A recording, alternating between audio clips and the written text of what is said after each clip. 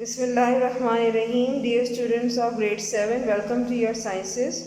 Today we are going to do chapter number 1, heating and cooling from workbook. So today we will start workbook science facts file workbook 2. So students, let's begin with the first question of chapter number 1, heating and cooling. State whether the following statements are true or false. In statements में जो कि आपको यहाँ पर 5 दी गई हैं, इनमें आपको ये बताना है कि कौन सी स्टेटमेंट सही है और कौन सी गलत. The coldest part of a fridge is at the bottom. Fridge का सबसे ठंडा हिस्सा बॉटम पर या नीचे होता है. So this statement is true. Radiated heat always travels downward. Radiation के नतीजे में जो हीट एनर्जी रिलीज़ होती है वो हमेशा नीचे की तरफ मूव करती है. So it is false because it moves in any direction. Number 3, in hot sunny climate houses are often painted white to keep them warm inside. गर्म और ज़्यादा सूरज वाले इलाकों में जहाँ गर्मी ज़्यादा पड़ती है वहाँ पर घरों को वाइट पेंट किया जाता है ताकि घर के अंदरूनी हिस्सों को गर्म रखा जाए. So it is false. Why it is false?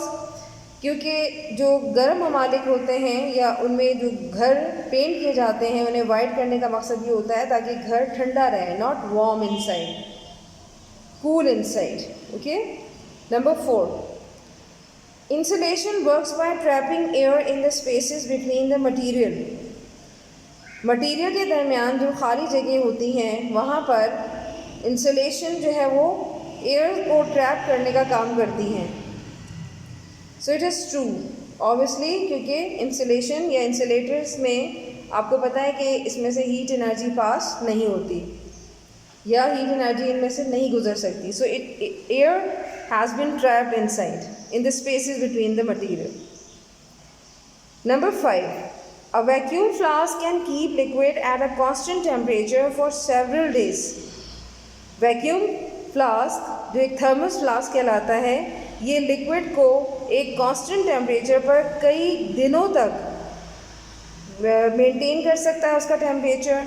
या यूँ समझ लें कि अगर आपने वैक्यूम फ्लास्क में कोई भी चीज़ चाहे वो गर्म हो या ठंडी वो आपने ली है और आप चाह रहे हैं कि कई दिनों तक इसको जो है वो कांस्टेंट टेम्परेचर पे रखें. So it is impossible because आगे आप लिखेंगे false. Answer is false.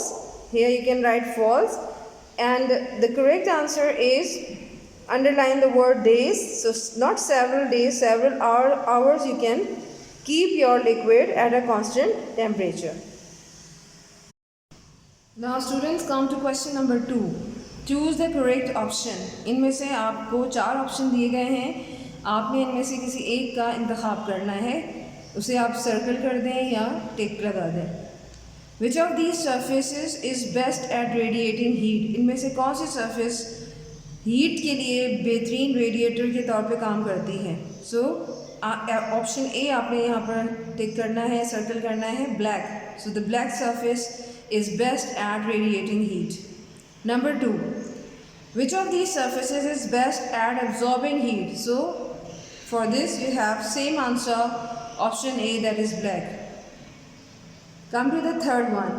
A vacuum flask is able to keep a liquid or cold liquid cold because it. Vacuum flask जो है वो किसी भी कोल्ड लिक्विड को कोल्ड रखता है. क्यों? Option A is correct because it decreases the rate at which heat flows into the liquid. क्योंकि ये हीट के ट्रांसफ़र को रोकता है, उसको कम कर देता है, जिसकी वजह से लिक्विड में मौजूद हीट या उसकी जो कोल्डनेस होती है वो बरकरार रहती है. Now come to the number 4 statement, and the fourth statement is plant grows better in a greenhouse in early spring because.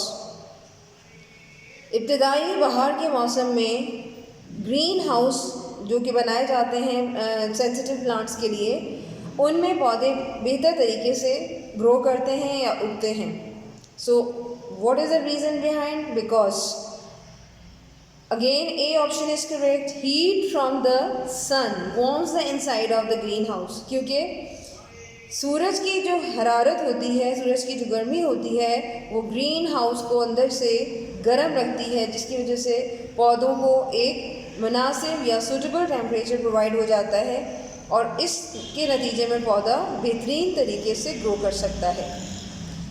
Number 5. In dry whether the water in a puddle soon disappears because. खुश्क मौसम में अगर कहीं पर किसी पेट के अंदर या किसी गड्ढे में पानी जमा हो जाए तो वो फौरी तौर पर गायब हो जाता है. रीज़न बताना है. Because it, option A again is correct, evaporates into the air. क्योंकि वो वाटर कहाँ चला जाता है, वो puddle या जो गड्ढा या तालाब सा बन जाता है, उसमें मौजूद पानी इवेपोरेट हो जाता है. ज़्यादा खुश्की की वजह से, गर्मी की वजह से वो पानी वाटर वेपर्स की शक्ल में एयर में तहलील हो जाता है या शामिल हो जाता है. सो इवेपोरेट्स इनटू द एयर.